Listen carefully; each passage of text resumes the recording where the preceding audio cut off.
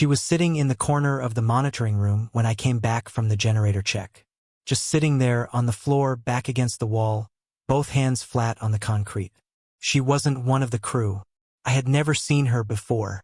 She was looking at the radar display the way a person looks at something familiar, not curious, not alarmed, just recognizing it, like she'd seen it many times before. I said her name without knowing her name. I don't know how to explain that. I opened my mouth and a word came out, and it wasn't a word I recognized, but it felt like a name, and she turned her head when I said it, and I realized then that my hands were bleeding. Both of them. Not cut, there were no wounds. The skin was simply wet and dark, the way a surface gets when something has been pressed against it for a very long time. I had no memory of the last 4 hours. The storm outside was completely silent. Not calm. Silent. There is a difference, and I understood it that night in a way I will never be able to fully articulate. I stared at the radar screen. There was no storm on it. There was nothing on it at all. She looked at me the way something looks at you when it has already calculated everything you are about to do. That was night 41. I am going to tell you about everything that came before it. My name doesn't matter for the purposes of this account. What matters is that I'm a certified meteorological technician, and I spent 14 weeks at a NOAA-contracted atmospheric monitoring station approximately 230 miles northeast of Fairbanks, Alaska.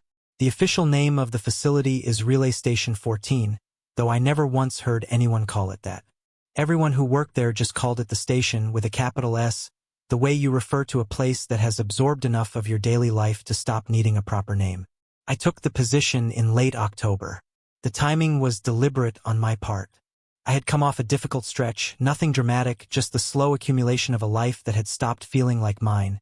And the idea of going somewhere remote and procedural appealed to me in a way I found hard to explain to other people.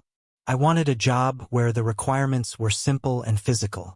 Log the readings, maintain the equipment, file the reports, survive the cold. There was something almost meditative about the scope of it, or so I thought. The flight from Fairbanks was a prop plane that held 8 passengers and smelled faintly of hydraulic fluid and old insulation. There were 3 of us going to the station. A man named Griggs who had done 3 previous rotations and spoke in the measured, minimal way of someone who has decided that conversation costs more than it returns. A woman named Petrovich who was doing her first rotation the same as me, though she'd been briefed more thoroughly. I could tell by the way she sat with a folder in her lap and didn't look out the window once during the entire 2-hour flight. And me watching the landscape below become progressively more abstract. What starts as road and tree and structure eventually reduces to texture. White and dark and white again, until the ground below looks less like a place people live and more like a concept of distance. The station appeared through the window about 20 minutes before we landed. I almost didn't see it. It blends into the terrain with the efficiency of something that was built to be overlooked. A cluster of low industrial structures connected by covered walkways, most of the buildings only slightly elevated above the snowpack. The antenna array was the only thing that stood out. A series of tall aluminum masts rising from a central compound, their warning lights blinking red against the gray sky in a rhythm that I would later learn was not standardized, not regulated, and not consistent with any aviation safety protocol I'd ever studied. We landed on a gravel strip that had been partially cleared of snow. There was no one there to meet us. Griggs had told us there wouldn't be. We carried our own bags through a cold that I am not going to try to describe in romantic terms. It was not poetic. It was a physical fact, the way a wall is a physical fact. Absolute, structural, and indifferent to how you feel about it. The station's main entrance was a heavy steel door with a numeric keypad. Griggs entered the code without looking at the keypad and pushed the door open and walked inside without waiting to see if we followed. The fluorescent lights in the entry corridor buzzed at a frequency I felt in my back teeth. I signed in at the check-in station. A clipboard hanging from a hook, a ballpoint pen attached to a piece of string, and noticed that the page above mine had only 5 entries on it, and the last entry was dated 11 weeks ago. There had supposedly been a full crew here continuously for the last 3 years. I didn't ask about it. I'm not sure why. It was the first thing that was wrong, and I let it pass, and that pattern of noticing and not asking would define the next several weeks of my life more than anything else. Section 2, Routine and Subtle Wrongness. The daily schedule at Relay Station 14 operated on a 6-hour rotation cycle. Every 6 hours, regardless of daylight or weather, a technician completed a full systems check. Exterior sensor arrays, interior barometric instruments, the 3 redundant anemometers. Mounted on the eastern face of the main building, the Doppler radar interface in the monitoring room, and the radio relay system that connected us to the NOAA regional hub in Fairbanks. You logged everything: temperature, pressure, precipitation type, visibility, wind speed and direction, any anomalies in equipment behavior, any anomalies in the data itself. You signed the log. You filed the electronic report. You went and slept for 4 hours and then you did it again. It is exactly as repetitive as it sounds. That is not a complaint. The repetition was the point. In environments this remote and this physically demanding, routine is not laziness, it's survival architecture. When the temperature outside drops below -40 and the wind can build to 70 miles per hour inside of an hour, the value of knowing exactly what you are supposed to do next and doing it without deliberation becomes very clear very quickly. I understood the logic of it within the first 3 days. By day 6, I had internalized the cycle so completely that I stopped needing to consult the procedures manual. The equipment was older than I'd expected. Not dangerously outdated, but the kind of old that suggests sustained operation without significant investment. Instruments that work and so have never been replaced, calibration stickers from years that surprised me when I looked closely at them. The Doppler interface was running software I hadn't seen since graduate school. The barometric sensors were functional but showed the particular drift pattern that develops in instruments that have been continuously active in extreme cold for more than a decade. None of this was alarming. It was the texture of underfunded federal infrastructure, and I had worked in enough of it to recognize it on site. What I found harder to categorize was the behavior of the other staff. There were 5 permanent crew members when I arrived, plus Petrovich and myself as seasonal additions. Griggs was the senior technician, the de facto lead, though he carried no official title that I ever saw documented.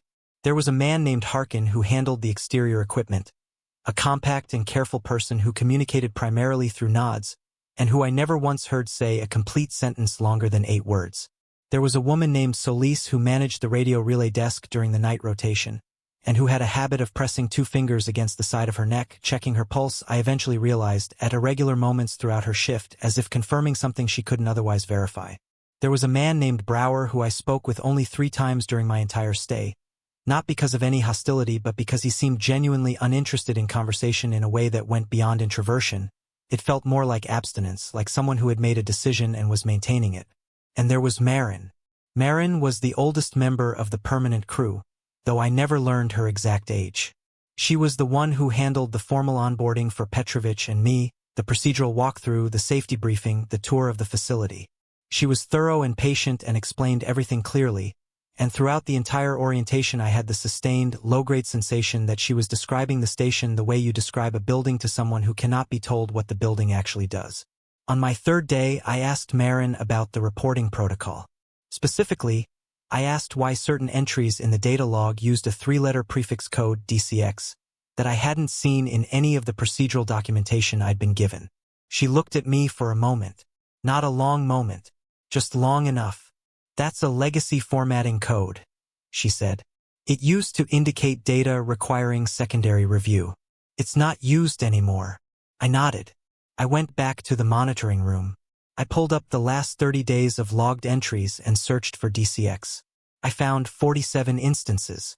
The most recent was from 6 hours before I arrived. I closed the file.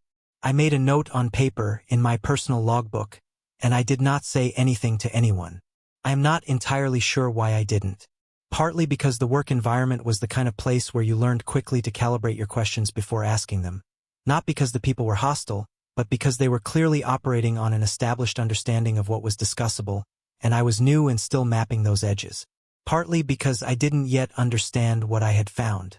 Partly because the station had a quality of ambient pressure, social and atmospheric, that made directness feel somehow risky in a way I couldn't justify. The conversations that stopped were the ones that had been about weather. Not the routine procedural exchanges about current conditions or equipment status. Those continued normally. The conversations that died were the ones that moved toward anything historical. Patterns over time. Unusual events from previous seasons. What it had been like here last winter or the winter before.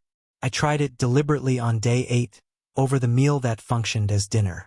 I mentioned a high-pressure anomaly I'd read about in the Regional Data Archive, a documented pressure spike from the previous February that had no corresponding atmospheric explanation in any of the published records I'd accessed. I mentioned it casually as professional small talk. 3 people found immediate reasons to leave the table. So Lise stayed. She looked at her coffee for a moment.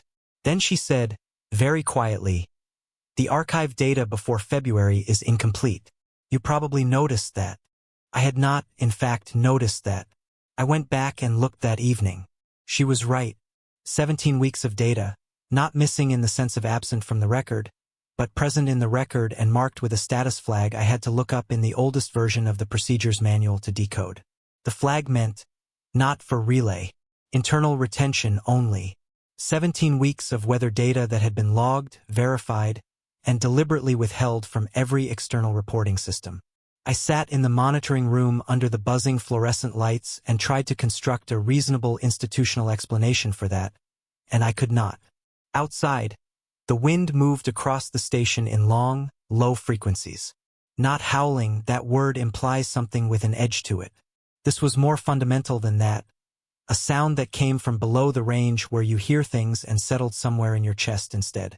I filed my report for the 6 o'clock cycle. Everything nominal. I signed my name and I went to my bunk and I stared at the ceiling and I thought about those 17 weeks and about who had decided they shouldn't be reported, and I realized that whatever the reason was, it was already too established, too deeply embedded in the operating culture of this place, for anyone here to consider it unusual. That was the most unsettling part. Not the secrecy itself. The comfort with it. Section 3. Pattern recognition. I started keeping a separate record around day 12. A small spiral notebook that I kept in the inner pocket of my work vest, close to my body, where it stayed warm enough to write in without the pages stiffening. I wrote down times, readings, and anything that departed from the expected pattern of the day. I want to be clear that I did this not because I suspected anything dramatic. At that point, I still believed there was a rational bureaucratic explanation for the reporting irregularities, but because I am by training someone who documents anomalies as a matter of professional habit. You see enough unexplained data in this field and you learn to record everything before you try to explain any of it. The first anomaly I documented was a wind direction reading that shouldn't have been possible. On the morning of day 13, the eastern anemometer recorded a sustained westerly wind of approximately 34 miles per hour. The northern anemometer, mounted on the same building and measuring the same air mass, recorded no wind at all. Not reduced wind. 0. The differential between 2 instruments 40 feet apart, both recently calibrated, was 34 miles per hour and 180 degrees of directional variance. In any normal meteorological context, this kind of reading indicates instrument failure. I flagged it in the log, cross-checked both instruments manually, and found them both operating within normal parameters. The instruments were not broken. They were simply measuring different things in the same air. I reported this. I filed it under the standard anomaly code and included a note recommending secondary calibration. The report was acknowledged by the Fairbanks hub within the hour. Nothing happened after that. No follow-up, no technician dispatched, no adjustment to the official weather record for that day. I checked. The official record for that morning showed standard westerly winds at consistent speed across all instruments. Someone had corrected my entry before it transmitted. I sat with that fact for 2 days before I said anything. I mentioned it to Griggs during a routine equipment check, framed as a technical question, a process question, about how corrections to submitted reports were handled. He looked at me the way Marin had looked at me when I asked about the DCX codes. That measured pause. If there's a calibration discrepancy, Fairbanks reviews and adjusts, he said.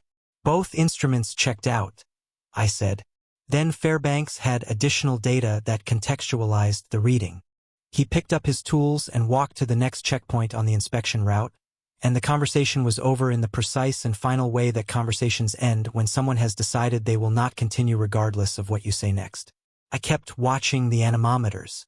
Over the next 11 days, I documented 6 more instances of divergent readings that could not be explained by instrument malfunction. The divergences were not random. They had a pattern. They clustered around certain atmospheric pressure states. Specifically, when the barometric reading dropped below a threshold of 970 millibars and simultaneously the temperature fell below -38°C. When those two conditions occurred together, the wind instruments began disagreeing with each other. And on 4 of those 6 occasions, the Doppler radar in the monitoring room showed a clear storm signature, while the official transmitted record showed nothing. I began watching the radio. Solis ran the night relay desk from 2200 to 0400. I started coming to the monitoring room on the pretense of reviewing log data during her shift, and I watched how she handled the radio. What I noticed was this: twice during a standard shift, she would put on the headset and transmit on a frequency I didn't recognize from the standard relay protocols. The transmissions were short, 30 seconds, sometimes less. She always did it quietly. She always wrote something in a small separate notepad she kept in her left breast pocket, not the standard log. When she saw me watching on the 3rd night, she didn't react with alarm. She simply closed the notepad and said, without particular emphasis, "The secondary band requires daily verification. It's in the supplemental procedures." I checked the supplemental procedures manual the following morning. The frequency she was using wasn't in it. The memory gaps started around day 17. I want to be careful about how I describe this, because I am aware of how it sounds, and I am aware that extreme cold, disrupted sleep cycles, and prolonged isolation produce measurable effects on memory consolidation and temporal perception. I had read the psychological preparation materials provided by NOAA before my rotation. I knew the risk profile, so when I found myself unable to account for approximately 90 minutes of a night shift, not asleep, not occupied with any task I could remember, simply unable to reconstruct what I had been doing between 0130 and 0300 on the morning of day 17, my first response was to attribute it to isolation fatigue. But I had been meticulous about my personal log. And there was an entry in my own handwriting, in the notebook I kept in my vest, dated and timed at 0217 that night. It read, "Pressure at 968.4. Wind disagrees again. Something outside the east wall. Not an animal." I don't remember writing it. The entry about outside was the one that held my attention. Not an animal. I had written that with apparent certainty, and I had no memory of why. I went to the eastern exterior wall the following morning. The snow against the building was deep and undisturbed. No tracks, no disturbance, nothing that suggested any presence. The eastern wall faced away from the main compound and into the open expanse of the tundra. 200 miles of flat, frozen terrain between that wall and the Brooks Range. Nothing lived out there in any significant way during winter. I stood at that wall and listened. The wind was low that morning, maybe 10 miles per hour, and in the near silence between gusts I heard something that I have spent a significant portion of the time since then trying to accurately characterize. It was not a sound in the way that a footstep or a voice or a mechanical noise is a sound. It was more like the acoustic negative of a sound, a space where sound wasn't happening in a way that suggested something was causing the absence. The air pressure against my eardrums felt fractionally wrong, the way it feels in an airplane during descent, and then a gust came and it was gone. I went back inside. I filed my 0800 report. Everything nominal. That night, during Solis's shift, the radio static changed frequency for approximately 12 seconds. Not the volume, the texture. It went from the broadband white noise of standard atmospheric interference to something with a pulse. A rhythm that was almost biological. Solis put her hand flat on the desk when it happened and kept her eyes on the monitors and said nothing. The 12 seconds passed. The static returned to normal. She made an entry in the small separate notepad and did not look at me. Section 4. The Hidden System. The storage room at the far end of the eastern corridor was labeled archival. Environmental assessment on a placard that had been printed on paper, laminated, and taped to the door with the kind of provisional permanence that suggests the label had replaced an older one. The door was not locked. I had walked past it every day for 3 weeks and had assumed, without ever testing that assumption, that it contained what its label said it contained. Environmental assessment archives, the kind of accumulated redundant documentation that all federal facilities generate and no one ever opens. On day 22, I tested the assumption. The room was the size of a large closet. Metal shelving units on 3 walls, floor to ceiling, packed with binders and banker's boxes. A single ceiling light with a pull chain. The light worked. I pulled the chain and stood in the doorway for a moment, listening to the corridor behind me, and then I went in. The organizational system was partially chronological and partially categorical in a way that had clearly evolved over time without ever being formally standardized. The binders were labeled with date ranges and sometimes with code sequences I didn't recognize. The banker's boxes were labeled more sparsely, some with just a 2 or 3-digit number, some with a date and nothing else, some with no label at all. I started with the binders. I pulled the most recent one, dated from the previous spring, and opened it. It was weather data. Detailed, technical, formatted in the standard NOAA logging structure. But the readings were wrong. Not incorrectly entered, the data was internally consistent and the instrument signatures looked legitimate. The readings themselves described meteorological conditions that don't occur. Barometric pressures in the 930 millibar range sustained for more than 72 hours, pressures associated with catastrophic hurricane force systems, in an Arctic interior location where such pressures are climatologically impossible. Temperature gradients across distances of less than 1 kilometer that exceeded 40 degrees Celsius. The kind of gradient that would require a physical barrier between 2 completely different air masses occupying the same geographic point. Precipitation types listed with a notation I had never encountered. A small hand-stamped letter P in a circle beside certain entries, like a legal copyright symbol but inverted in meaning, suggesting not that this data was protected but that it was provisional, uncertain in a fundamental way that the standard logging system had no category for. I took photographs with my personal phone. I returned the binder to the shelf. The banker's boxes held maintenance logs for equipment I had no record of. Instruments that weren't on any floor plan or systems diagram I'd been given during orientation. The maintenance records were routine in format, calibration dates, part replacements, performance notes, but the equipment designations were unfamiliar, and the maintenance intervals were far more frequent than in why standard atmospheric instrument requires. One piece of equipment was listed in the maintenance logs every 48 hours for what appeared to be the past 6 years without interruption. Every 48 hours. The notation in the performance column never varied. Within expected parameters. No alteration noted. 6 years of identical entries, every 2 days.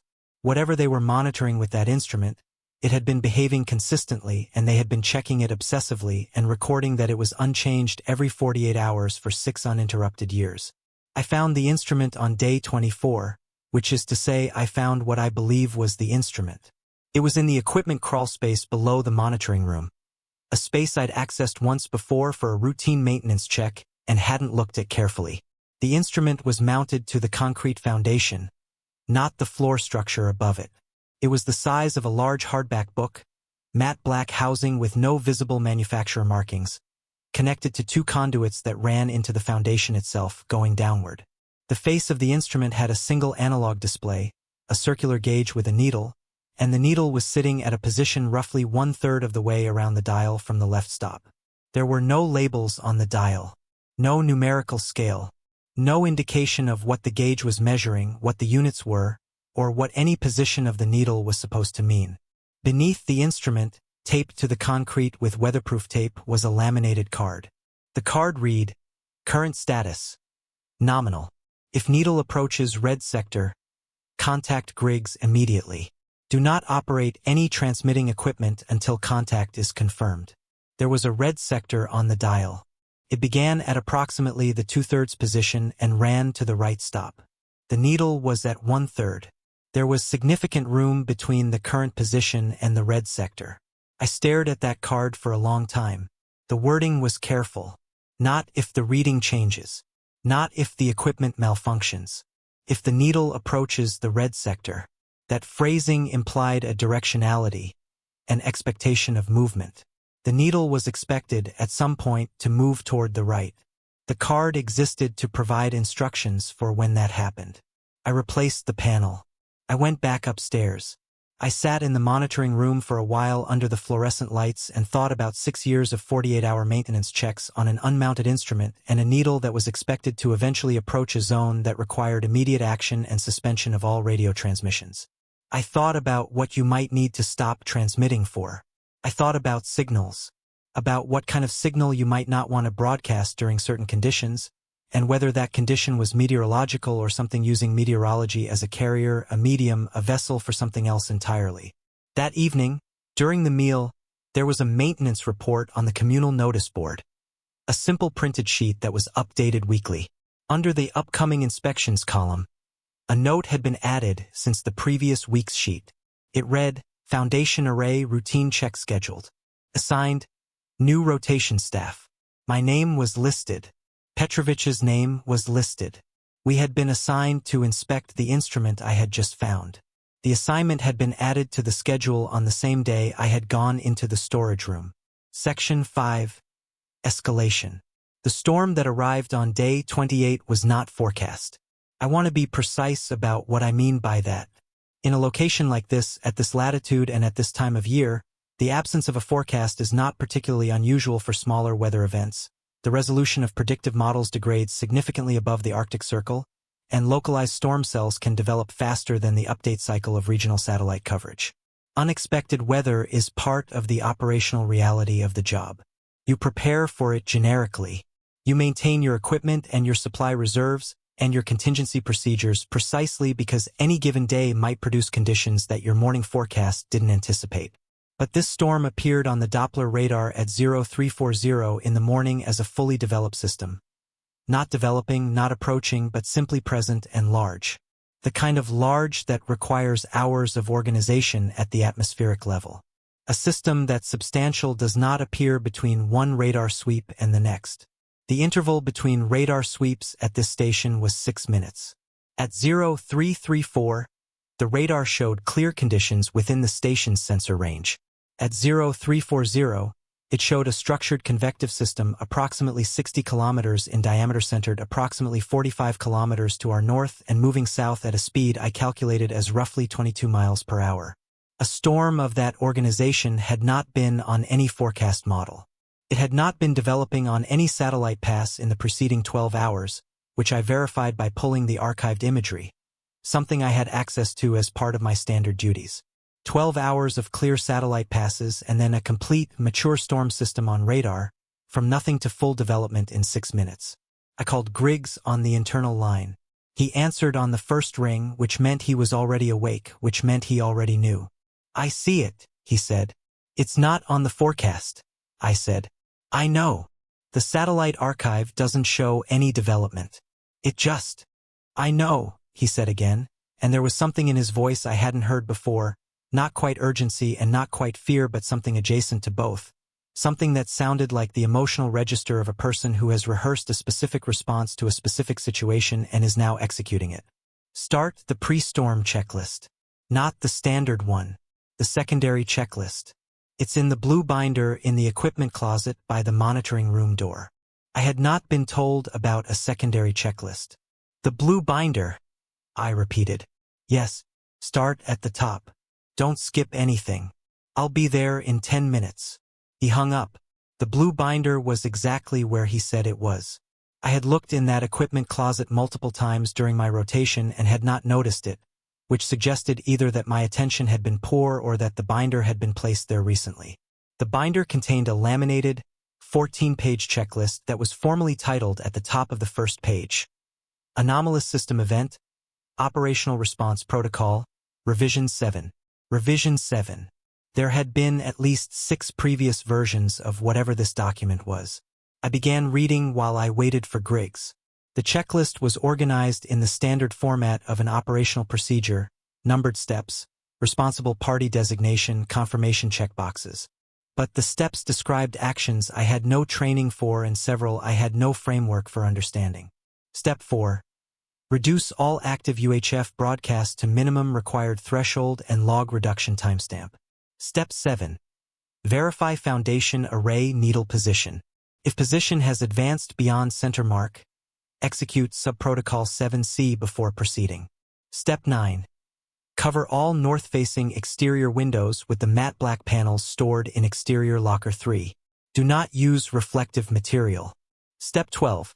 If any team member reports auditory anomalies inconsistent with storm conditions, Have them complete Form R14 and remove them from active monitoring duty until anomaly resolves. Form R14 was in the back of the binder. It was a medical-looking form. It asked about the nature of the sound, the direction of origin, the duration, and whether the team member had experienced it before. At the bottom of the form, in smaller text, there was a note that read, "Team members experiencing persistent anomalous auditory events should not be assigned to any exterior duty during active system conditions. This is a safety requirement, not a disciplinary measure." I read that twice. Then Griggs came in and he looked at where I was in the binder and he said, "You haven't done the window panels yet." "What are the window panels for?" I asked. He was already moving toward the exterior door. "Griggs," I said. "North-facing windows," he said without turning around. "Exterior locker 3. I need them done before the system gets within 30 kilometers. I stood in the doorway of the monitoring room with the blue binder in my hands and the Doppler display behind me showing a storm that had not existed 90 minutes ago closing at 22 miles per hour, and I felt something I can only describe as the exact moment when a familiar room stops being familiar. Not because anything has visibly changed. Because you have understood, finally, that it was never what you thought it was. Petrovich appeared in the corridor. She was pale and had her personal notebook against her chest. She looked at the binder in my hands. "He told you about the checklist," she said. "You already knew about it?" She was quiet for a moment. "Marin showed me. 3 days ago. She said to be ready. 3 days ago. Marin had known 3 days ago that this storm was coming. A storm that no forecast model had predicted. A storm that hadn't existed on any satellite imagery as of 12 hours before it appeared fully developed on our radar. Marin had known 3 days ago. I looked at the Doppler screen. The storm was at 39 kilometers and closing. Whatever was inside it had already reduced the gap between the needle and the red sector. I would not know by how much until I went back to the crawlspace, and there was no time for that now, and something in me, some procedural instinct trained deep enough to survive the shock of the moment, made me pick up the first item on the checklist and start completing it. Section 6. Survival Procedures. The power flickered for the first time at 0520, approximately 40 minutes after the storm appeared on radar. It was a brief dimming, less than half a second, but in the quality of silence that followed it, something felt different about the station in a way I still have difficulty putting into words. The fluorescent lights in the monitoring room came back to full brightness and the equipment readings resumed their normal display states. But for approximately 3 seconds after the flicker, none of the instruments were showing data. Not showing wrong data, not showing zero data. Showing nothing at all, screens lit and active but empty, as if the instruments had momentarily stopped perceiving their environment. I logged it and kept working through the checklist. The matte black panels were in exterior locker 3 exactly as specified. Heavy corrugated sheets coated on one side with something that absorbed light with unusual completeness, that particular deep non-reflective black that you associate with optical instruments or signal-absorbing materials. Each panel had a magnetic mounting strip along its edges and fit over the north-facing windows of the monitoring room and the corridor with a precision that suggested they had been specifically manufactured for these windows. Not approximate. Precise. The fit was flush and complete. Whoever had designed this procedure had measured these windows. Harkin helped me with the panels. He worked with the practiced efficiency of someone who had done this before, maybe many times, and he did not offer explanations, and I had learned by that point that asking Harkin direct questions about the work produced responses of no more than one declarative sentence. So I worked alongside him and watched what he did and tried to understand the procedure by observing its execution rather than by asking about its purpose. When we finished the last window, Harkin stood back and looked at the covered glass for a moment. Then he said, in his characteristically compressed way, "Don't take them down until Griggs says." "What happens if I do?" I asked. He picked up his toolkit. "Don't," he said, and went to the next task on his own list. The pressure change came at 0610. It was not dramatic in the way that pressure changes are dramatic in severe weather. It didn't pop ears or produce any acute physical discomfort. It was subtler than that, a sustained and progressive densening of the atmosphere inside the building that registered first as a kind of weight behind the eyes and then as a mild difficulty fully expanding the lungs. Not distressing, just present, persistent. The kind of physical sensation that you would probably attribute to anxiety or altitude under different circumstances, except that we were at sea level in a sealed facility and neither explanation applied. Solis was at the radio desk. She had been there since the storm appeared on radar, and she had not eaten, and I had not seen her use the bathroom or get up from her chair for any reason. She was monitoring two frequencies simultaneously, the standard relay band and the frequency I had seen her use before, the one not listed in the supplemental procedures. The secondary frequency was producing more traffic than I had observed previously. Short bursts, mostly with the pattern of formal communication rather than casual exchange. I couldn't make out the content. She kept the audio low and the headset on. At 0645, the radio on the standard relay band produced something I want to be precise about describing. It was not static. It was not interference.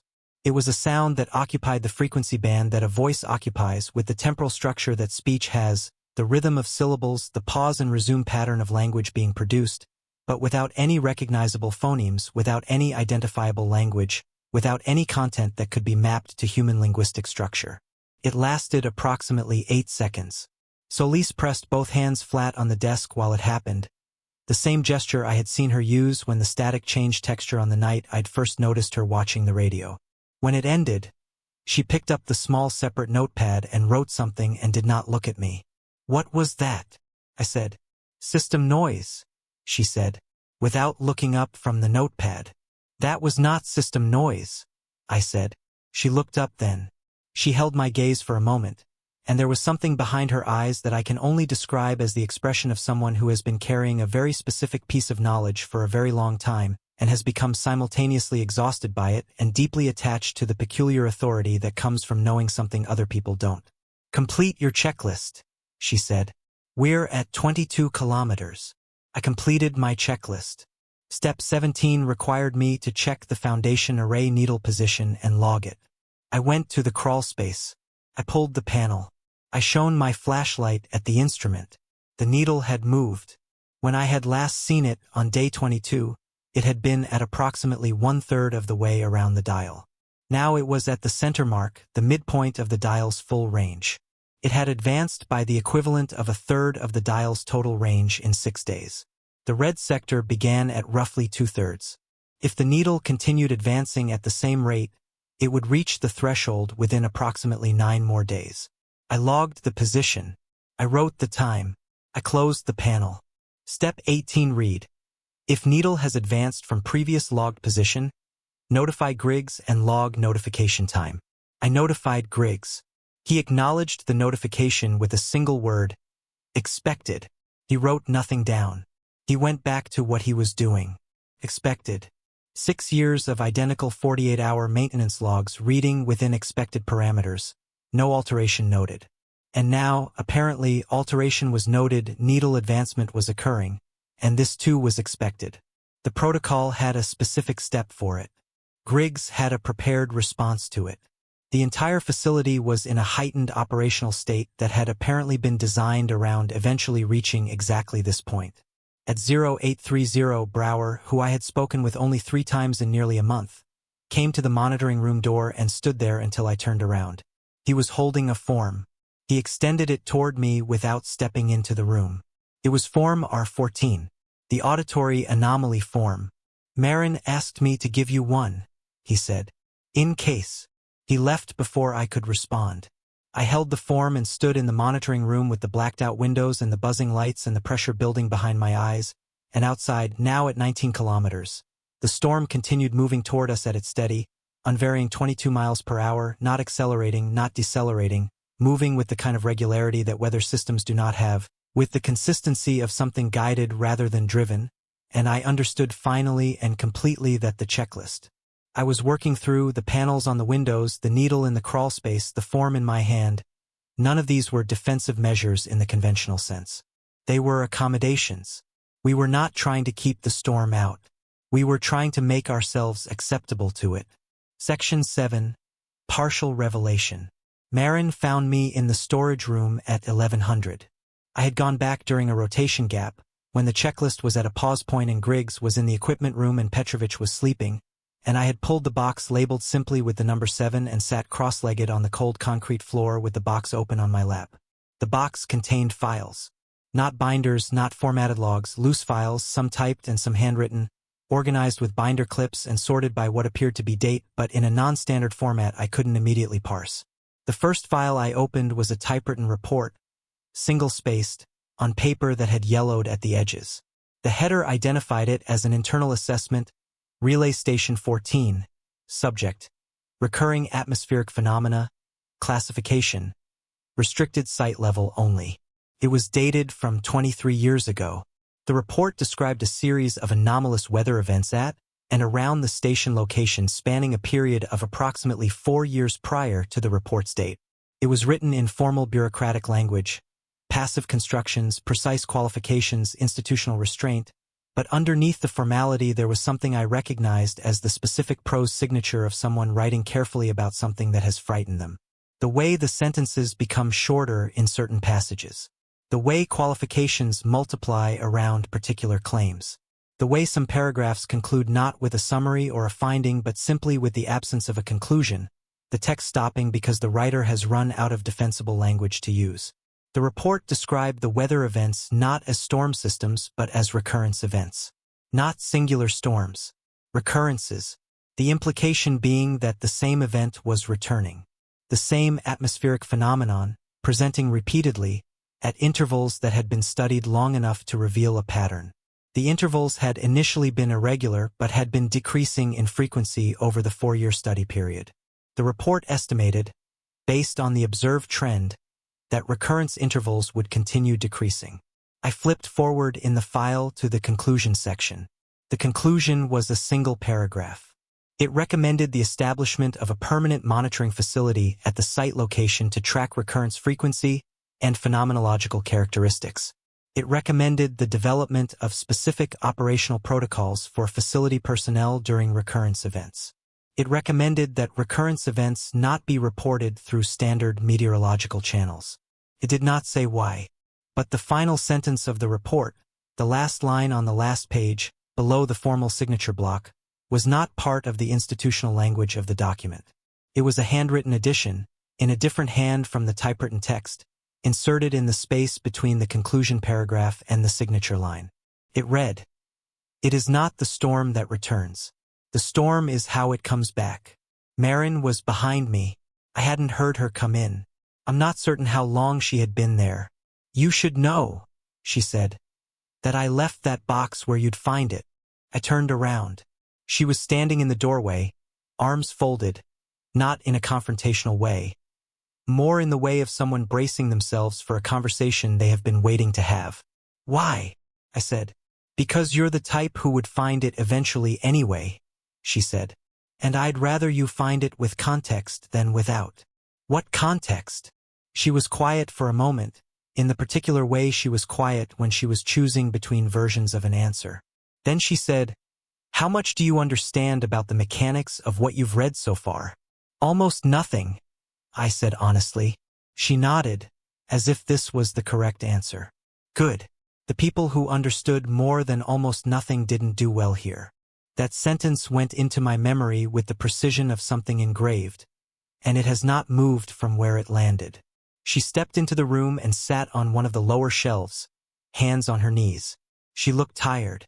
Not operationally tired, not shift exhausted, existentially tired, the kind of fatigue that develops over years of knowing something that isolates you from every normal conversational context. "The station was built to monitor it," she said. "That's the full extent of the mission. We don't interact with it, we don't communicate with it, we don't try to affect it or study it in any active sense. We maintain the instruments that monitor it, and we follow the protocols, and we file reports to a classification level that means about 11 people in the world read them. That's the job." "What is it?" I asked. She looked at me for a long moment. "The honest answer," she said, "is that we don't have language for it. The report you just read was written by a man named Fielding who spent 3 years trying to develop a framework for describing it and eventually concluded that the framework would have to come first, before any description was possible. He never finished the framework. Where is he now?" A pause. "He's not. The weight of that was different from what you might expect. Not frightening in the immediate physical way. Frightening in the way that a gap in a record is frightening, by implication, by inference, by what the absence means about the territory it represents. The thing about the protocols, Marin continued, is that they don't protect you from it. They're not designed to. They're designed to reduce the quality of your signal, to make you less interesting, less distinct. She paused. It responds to distinctness is the best way I can describe it. Individuation, strong personality presence, intense emotional states, high bandwidth radio transmission, things that produce a clear, differentiated signal in the environment. The protocols reduce all of that. The window panels reduce visual signal reflection. The transmission restrictions reduce electromagnetic output. The checklist reduces cognitive variance, keeps the team operating in a standardized behavioral pattern. You become, collectively, as quiet as possible. Procedurally quiet. She stood up. She looked at the box in my hands. The needle, she said. You checked it this morning. It's at the center mark. I said. I know. She moved toward the door. It's going to keep moving. She left.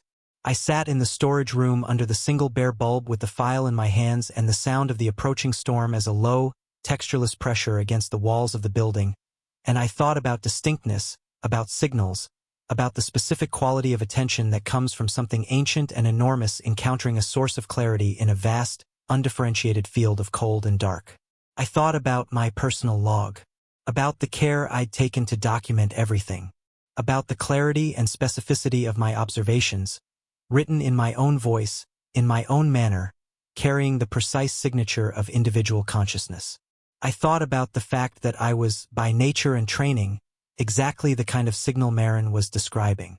I made a decision that I have not fully forgiven myself for. I went back to the monitoring room and I did not reduce my log. I did not quiet myself. I kept watching and I kept writing because something in me refused the alternative, refused to become procedurally invisible, even though I understood by then that this refusal might be exactly what drew its attention toward me specifically, and away from the others. I don't know, even now, whether that was courage or the particular kind of ego that dresses itself as principle. Maybe both. Maybe neither. The storm was at 11 kilometers when I sat down at the monitoring station and opened my notebook and began writing everything Marin had just told me. Section 8, Final Storm. It arrived at 1340, not gradually. I want to be precise about this because it matters. Major storm systems arrive gradually. The wind precedes the precipitation. The pressure drops ahead of the front. You experience the storm's approach as a succession of conditions that build over time toward their most intense expression. This was not that. At 1335, our instruments showed the storm at approximately 4 kilometers to the north. 1340, it was here.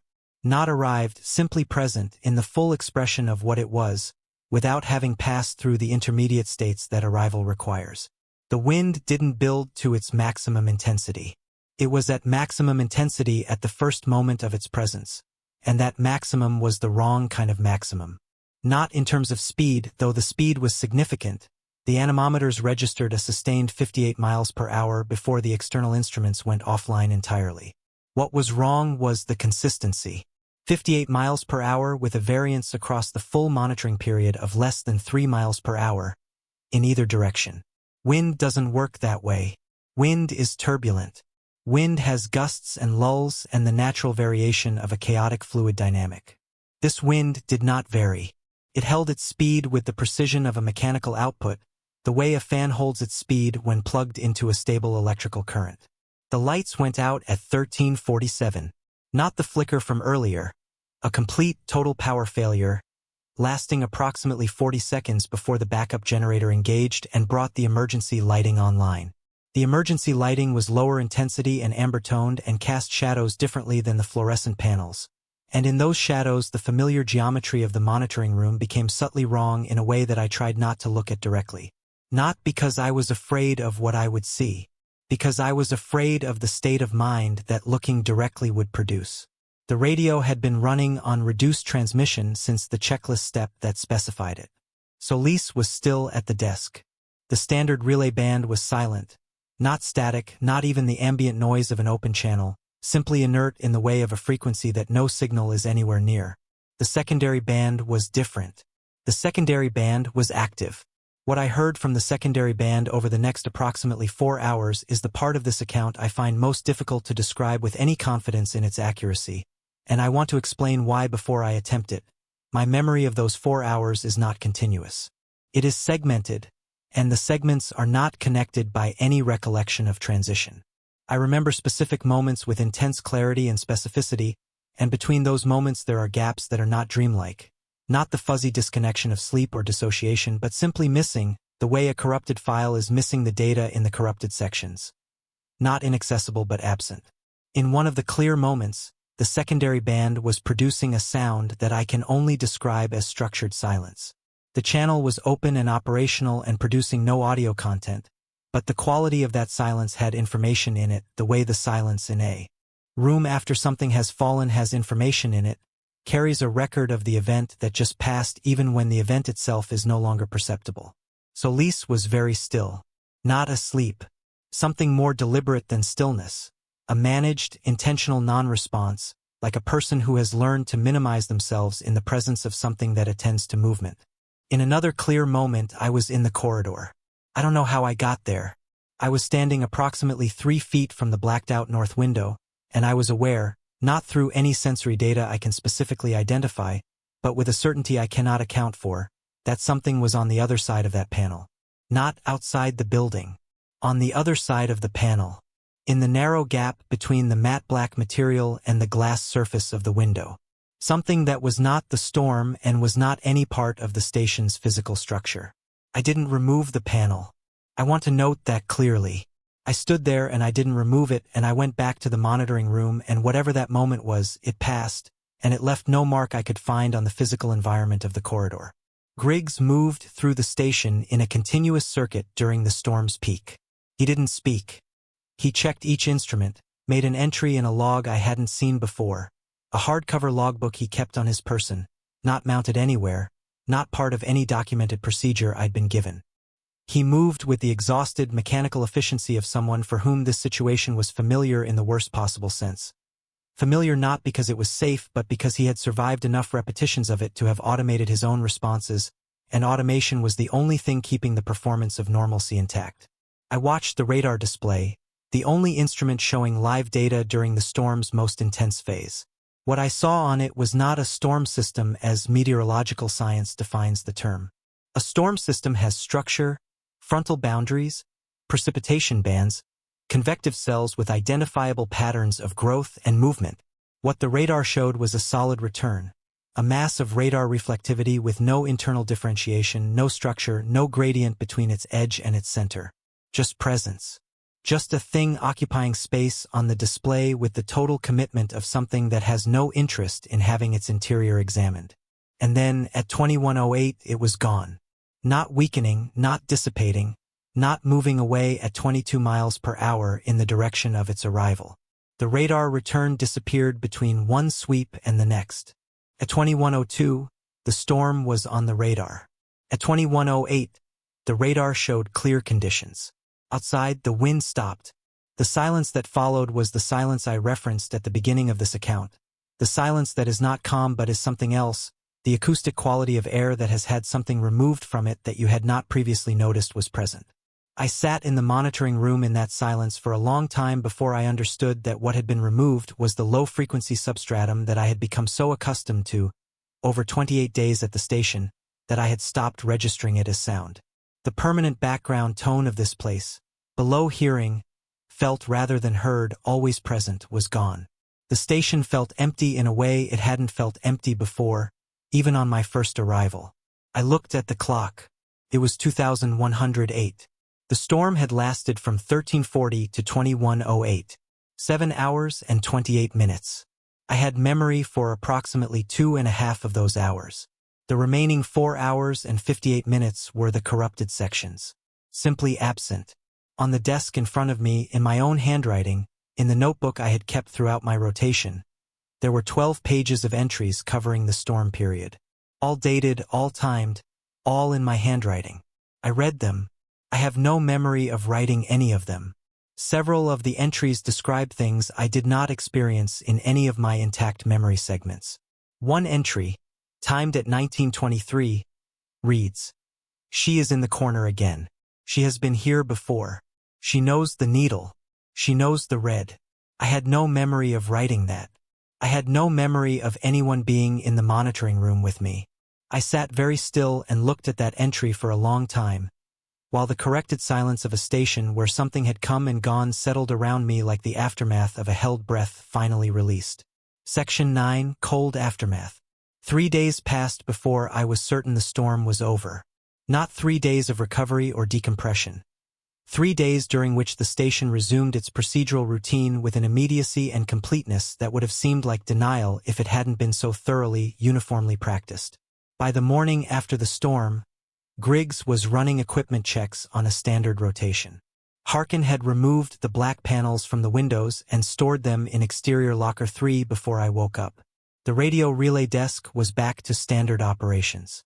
Brower had breakfast and went to his quarters and was not seen for a day and a half, which was not unusual for him. The blue binder was gone from the equipment closet. I checked on the morning after. I checked again the following morning. The closet contained its standard inventory of spare parts, calibration tools, and the 3 binders I had originally been given during onboarding. The secondary checklist, Revision 7, the 14-page operational response protocol with its instructions about window panels and transmission restrictions and auditory anomaly forms, it was gone, not misplaced. The space it would have occupied was filled with other materials, as if the space had been reorganized to make the absence invisible rather than apparent. I went to the storage room. Box number 7 was on the shelf where I had returned it, in its correct position in the sequence. I pulled it down. It was lighter than it had been. Inside were the original contents, the bank of paper files, still organized with binder clips. But the typewritten report from 23 years ago was missing. The one with the handwritten edition at the bottom. It is not the storm that returns. The storm is how it comes back. I searched every adjacent box. I found nothing. I still had photographs on my phone. The photographs I had taken on day 22, of the binder with the impossible weather data. I opened my phone to check them. The images were present in my camera roll. I could see the thumbnail representations. When I opened them, they displayed as corrupted files. Not deleted, corrupted.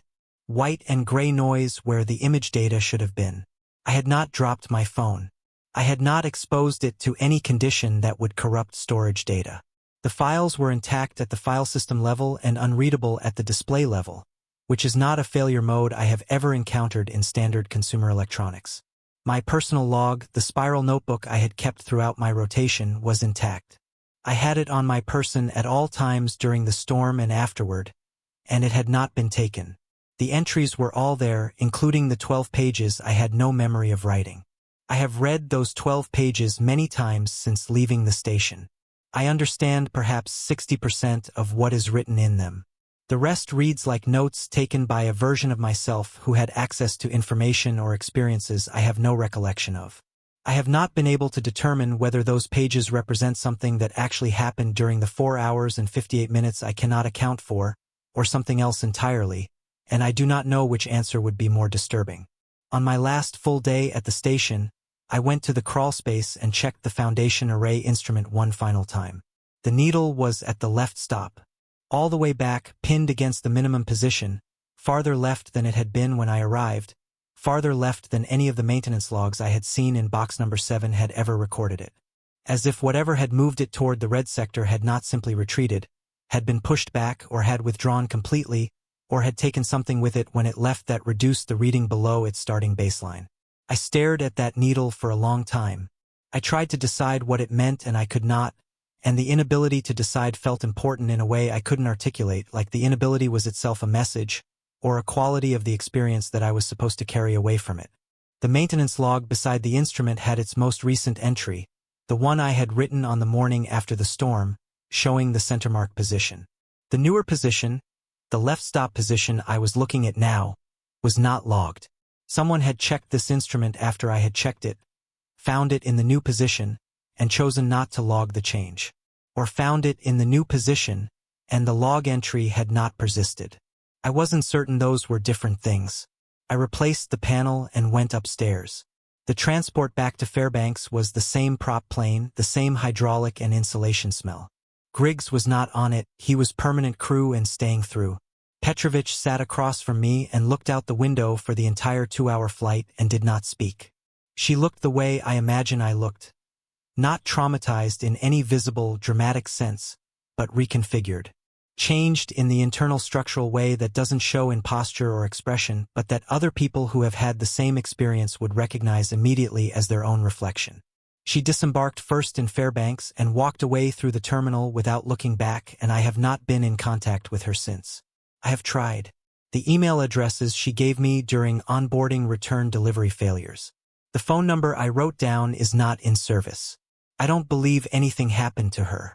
I think she understood, in whatever way she processed her own 14 weeks, that the version of herself that walked out of that station was not in a position to maintain connections to people who had been through the same experience, because those connections would make the experience more real, more consolidated, more difficult to manage into something livable. I understand that. I made a different choice. The NOAA regional office in Fairbanks processed my post-rotation debrief in 40 minutes, which is less time than any debrief I had ever experienced with any federal contractor.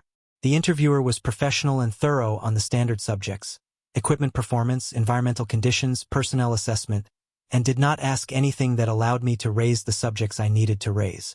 When I tried to introduce them, when I mentioned the secondary checklist and the foundation array instrument and the storm that had not been on any forecast model, the interviewer made notes and nodded and said at the end that my observations would be reviewed and followed up at the appropriate level. I have received no follow-up. It has been long enough that the absence of follow-up is itself a data point. I filed a supplementary report through the standard NOAA feedback mechanism. It was acknowledged automatically. There is no record of it having been read by anyone. The station's public data record for the period of my rotation is complete and unremarkable. Standard Arctic winter conditions, all readings within expected parameters for the season, no anomalous events documented. The storm of day 28 does not appear in any public meteorological record I have been able to locate. Not misfiled, not misclassified. Absent. The official weather history for that region on that date shows a high-pressure system and clear skies. I have spent a significant amount of time since my return trying to hold two versions of my experience simultaneously. The version I remember, with its gaps and its impossibilities and its handwritten note in my own unknowing hand. She is in the corner again. She has been here before, and the official version, the version in the data record, where nothing unusual occurred and the seasonal rotation was uneventful and the station performed its function within expected parameters. Both versions exist. Carry them both.